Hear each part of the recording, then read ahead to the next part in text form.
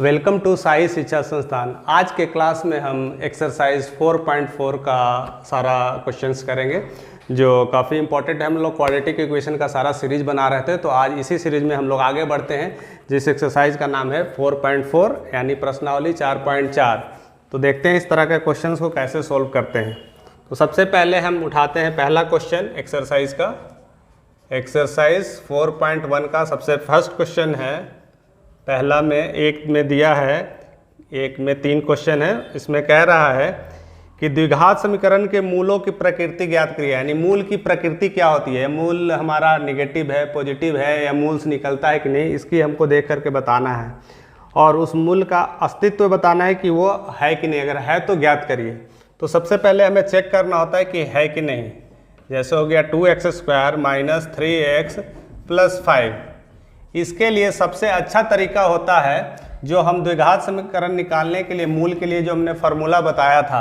ये जो फार्मूला था x बराबर -b plus minus under root b² minus 4ac upon 2a। यहाँ पर जो b² माइनस 4ac है, इसको हम लोग d भी कहते हैं, यानी ऐसे इसको लिख सकते हैं d अपॉन 2a। तो यहाँ पर हमें चेक करना होता है, अगर d का मान 0 है तो मूल बराबर होंगे या इसका सॉल्यूशंस एग्जिस्ट करेगा। d का मान लेस देन 0 है तो मूल बराबर नहीं होंगे, यानी इसका कोई सॉल्यूशन नहीं होगा, यानी समीकरण का कोई हल नहीं है, इसका हल नहीं निकलता है। तो ये हम चेक करेंगे। दूसरा है d ग्रेटर देन 0, यानी मूल का कुछ मान है, 1 2 जो भी मूल निकलते हैं अल्फा बीटा, यानी हमारा मूल का समीकरण है। तो इस तरह से हम इक्वेशन को चेक करेंगे कि एग्जिस्टेंस में है कि नहीं। अगर मान निगेटिव आ जाए तो समझेंगे एग्जिस्टेंस में नहीं है, इसका कोई भी समीकरण नहीं है। तो सबसे पहले ये चेक करते हैं। d बराबर होता है b² माइनस 4ac का स्क्वायर रूट, यानी यहाँ पर b हमारा क्वेश्चन हो गया -3 का स्क्वायर माइनस 4, a के जगह पर 2 आ गया, c की जगह पर 5 आ गया, का रूट निकालेंगे। यहाँ हो गया 9 माइनस 5 को 20 दूना 40। यहाँ पर हम घटाते हैं, यानी हमारा मान निगेटिव आ जाता है, जिससे हम लिखेंगे समीकरण का कोई हल नहीं है। यहाँ पर d का मान आ जाता है 9 माइनस 40, इसको घटाएंगे तो आएगा -31, यानी इसका रूट का कोई सॉल्यूशन नहीं है, यानी ये मान लेस देन 0 या निगेटिव हो गया। इसको हम लोग निगेटिव लिख सकते हैं। ये कहेंगे यहाँ समीकरण का हल नहीं है, यहाँ हल नहीं है, यानी इसका एग्जिस्टेंस नहीं है। तो ऐसे आप क्वेश्चंस को बता सकते हैं। सेकंड क्वेश्चन की तरफ बढ़ते हैं। सेकंड क्वेश्चन क्या कहता है, देखते हैं। 3x² minus 4 root 3x plus 4। यहाँ पर अगेन हमें चेक करना है कि सॉल्यूशन है कि नहीं। तो सबसे पहले अगेन d का मान निकालेंगे, यानी हो जाएगा b² माइनस 4ac का रूट। यहाँ पर b का वैल्यू है -4 रूट 3 का होल स्क्वायर करेंगे, -4, a का वैल्यू है 3, c का वैल्यू है 4। ये हो गया रूट, यहाँ पर हो गया 48 माइनस 48। यहाँ इसका वैल्यू आया 0, यानी इसका मूल से निकलेगा, यानी मूल का फिर डायरेक्ट फार्मूला आ गया -b plus minus d/2a। a की जगह पर हमारा आ गया 3, बाद में लिखेंगे 2a होता है फार्मूला। यहाँ पर इसका वैल्यू 0 हो गया, यानी b का वैल्यू निकला है, तो -4 रूट 3 अपॉन 2 इंटू a का वैल्यू दिया है 3। यहाँ से माइनस माइनस प्लस आ गया 4 रूट 3 अपॉन 6। 2 से कटेगा, ये 3 से कटेगा। यहाँ आया 2 रूट 3, और इसको 3 को हम लोग लिख सकते हैं रूट 3 लिख सकते हैं। यहाँ से 1 कट गया, आंसर आ गया 2/√3। अगर मूल पहले चेक करना है, d का वैल्यू अगर 0 आया यानी हमारा इसका सॉल्यूशंस निकलता है, यानी ये एग्जिस्ट करता है। अगर एग्जिस्ट करता है तो इसका मान क्या होता है हम लोग चेक कर लेंगे। क्वेश्चन नंबर 3,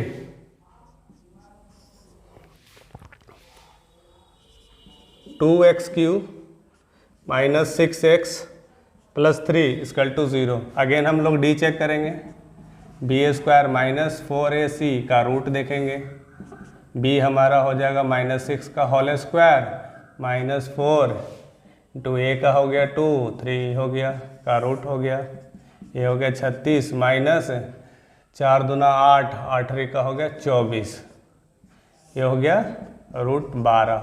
√12 को हम लोग लिख सकते हैं 2√3 लिख सकते हैं प्लस माइनस, तो हमारा यहाँ पर वैल्यू निकलेगा मूल, यानी इसका हल निकलेगा, क्योंकि ये मान निगेटिव नहीं आया तो यानी इसका मान एग्जिस्टेंस है या इसका सॉल्यूशन का अस्तित्व है।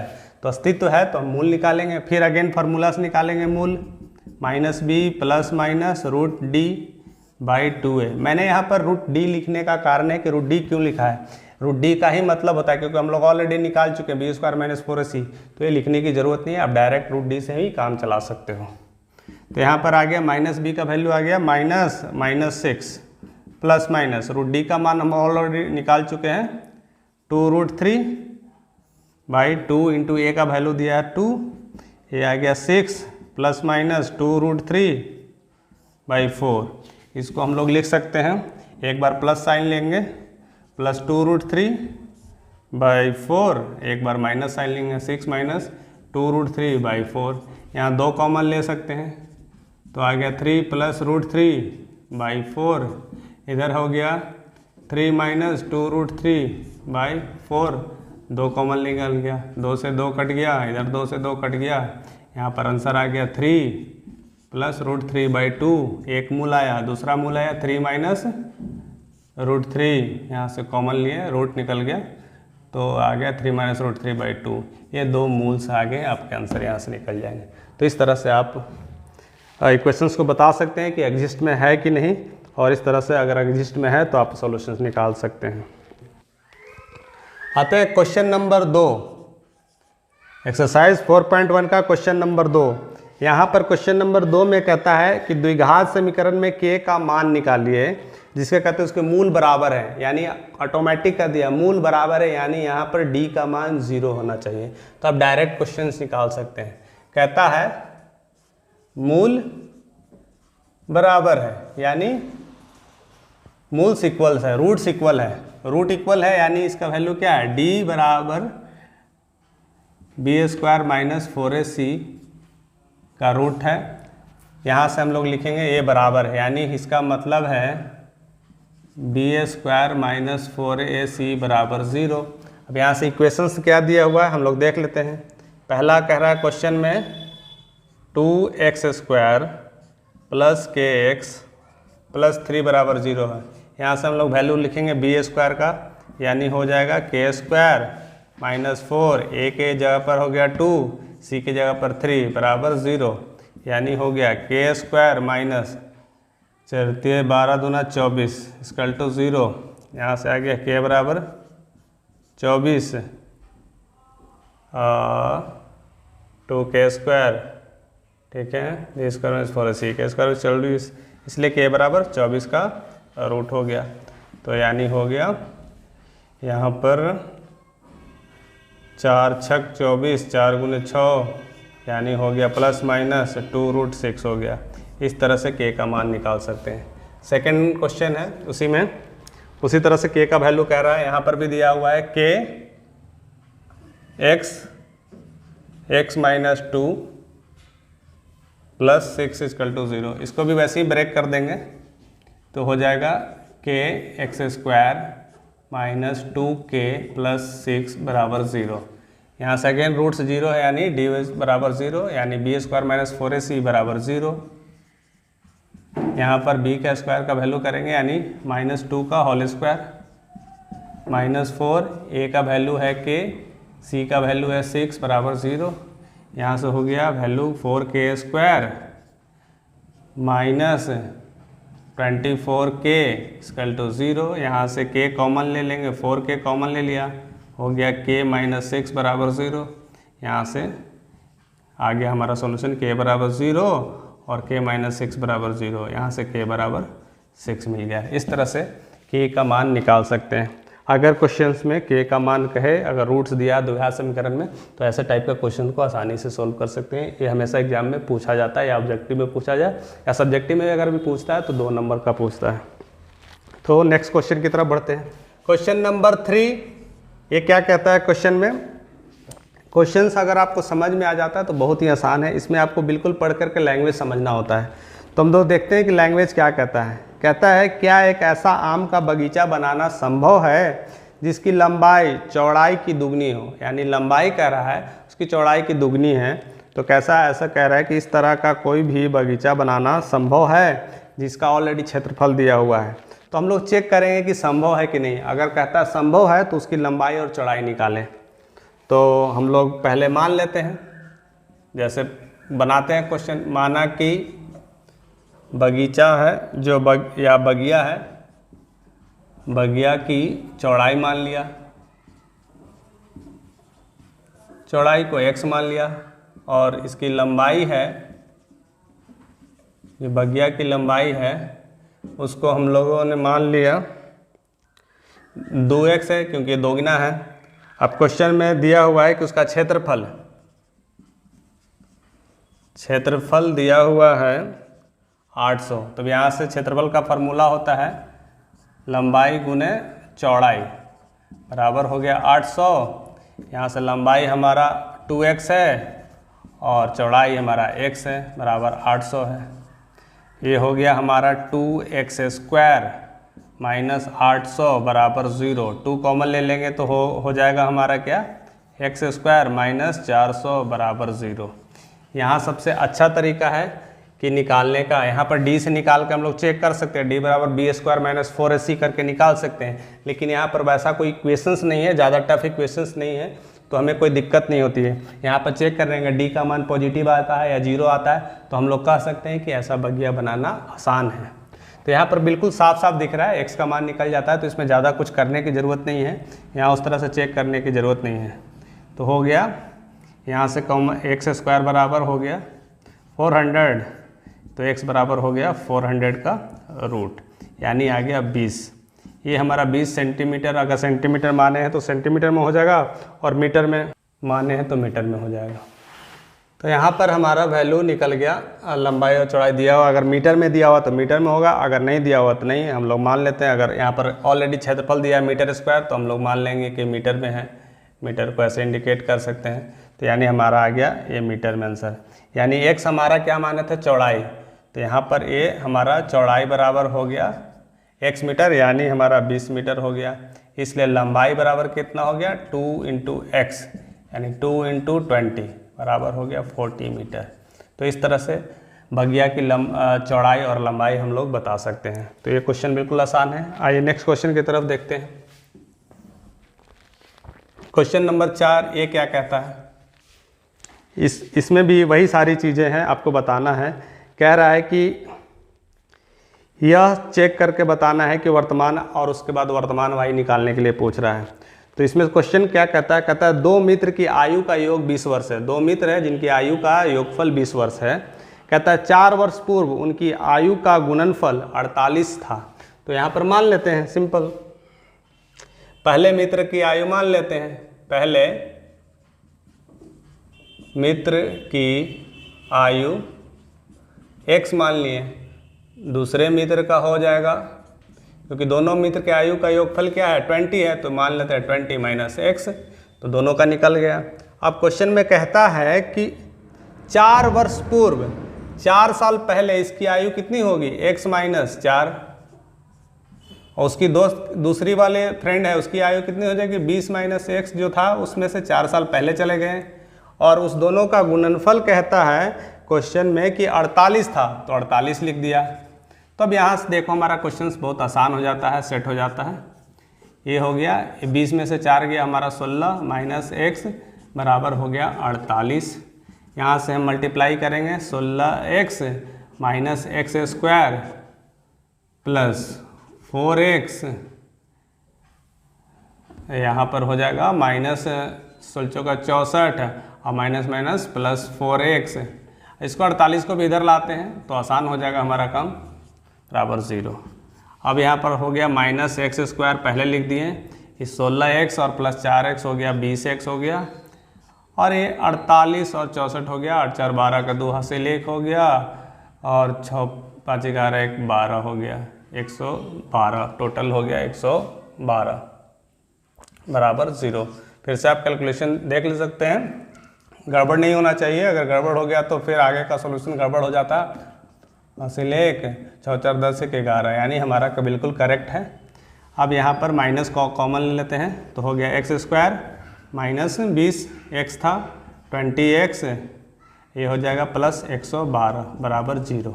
अगेन यहाँ पर हम क्वेश्चन को सॉल्व करने के लिए देखेंगे कि ये एग्जिस्ट है कि नहीं, तो यहाँ पर हम d का मान निकालेंगे। d बराबर क्या होता है, बी स्क्वायर माइनस 4ac।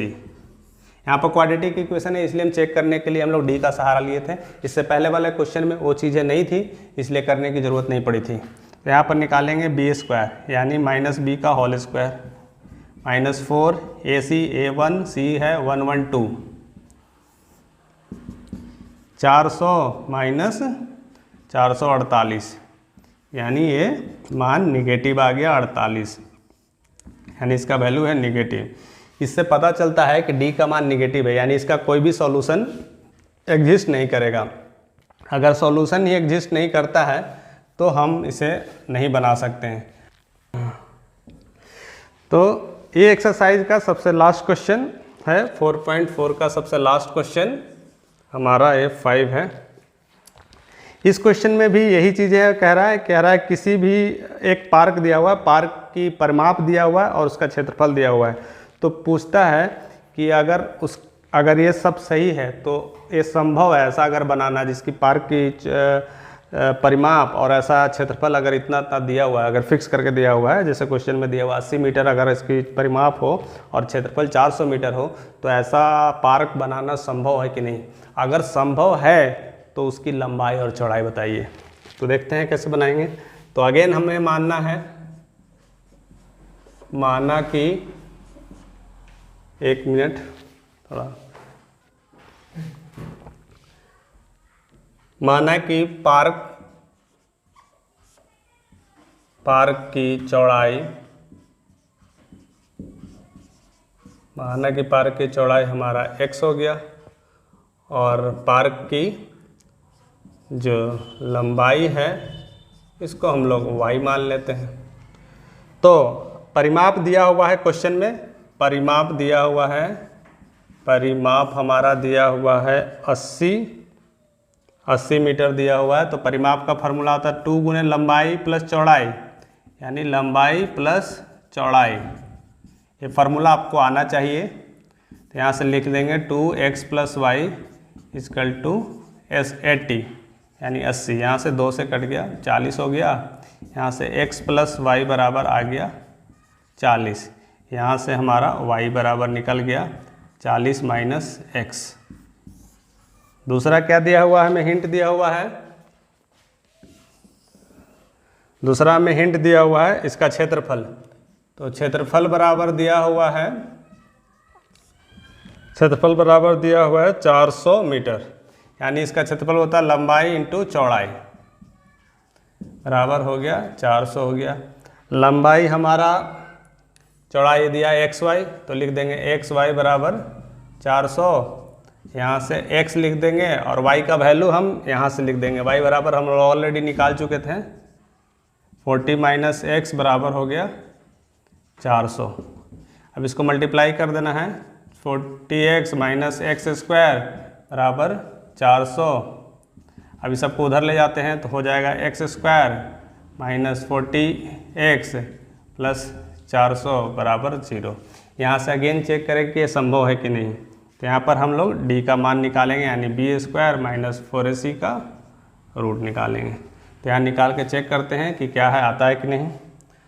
तो लिखेंगे माइनस बी का होल स्क्वायर, यानी माइनस 40 का होल स्क्वायर माइनस 4, a का वैल्यू है 1, c का वैल्यू है 400, यानी आ गया हमारा वैल्यू 1600 माइनस 1600, यानी आ गया 0। इससे पता चलता है d का मान 0 है, यानी पार्क बनना संभव है। अगर पार्क बनना संभव है तो हम वैल्यू निकाल लेते हैं फार्मूला से, minus B plus minus root d by 2a। यहाँ पर b का वैल्यू था क्वेश्चन में -40, तो लिख देंगे -40। इसका हमने डी का वैल्यू अभी निकाला है, 0 आया है, +2, ए का वैल्यू है 1, तो यहाँ मेरा निकल गया 40/2 यानी 20। एक्स का मान 20 मीटर निकला है, यानी हम लोगों ने एक्स माना था पार्क की चौड़ाई, पार्क की चौड़ाई हमारा 20 हो गया, इसलिए पार्क की लंबाई हमारा क्या है y, तो y बराबर हमने निकाला था क्या है 40 - x यानी हो गया 40 - 20 यानी हो गया 20 मीटर। इस तरह से आप लंबाई और चौड़ाई निकाल सकते हैं। तो ये एक्सरसाइज 4.4 का आपने सब क्वेश्चन सोल्व कर लिया। यहाँ किसी तरह का कोई डिफ़िकल्टी नहीं होगी। बाय मिस्टेक हमने एक्सरसाइज 4.1 बोला था, लेकिन ये प्रश्नावली 4.4 का है। इसका सारा क्वेश्चन हमने कर लिया है, किसी तरह का कोई दिक्कत नहीं आएगी। आप बनाइए, अगर कोई किसी तरह का प्रॉब्लम्स होती है, किसी तरह का डाउट होता है, तो आप कमेंट में आप लिख सकते हैं और हमसे डिस्कस कर सकते हैं। तो ऐसे ही हमारे साथ बने रहिए, हम आगे भी नए चैप्टर्स अगर बताते रहेंगे। ऐसे धीरे धीरे हम पूरी सीरीज़ बनाने वाले हैं, जिसमें मैथ में आपको किसी तरह की डिफ़िकल्टी नहीं आएगी। और ऐसे ही हमारे साथ बने रहने के लिए तहे दिल से शुक्रिया। Thank you for watching this video.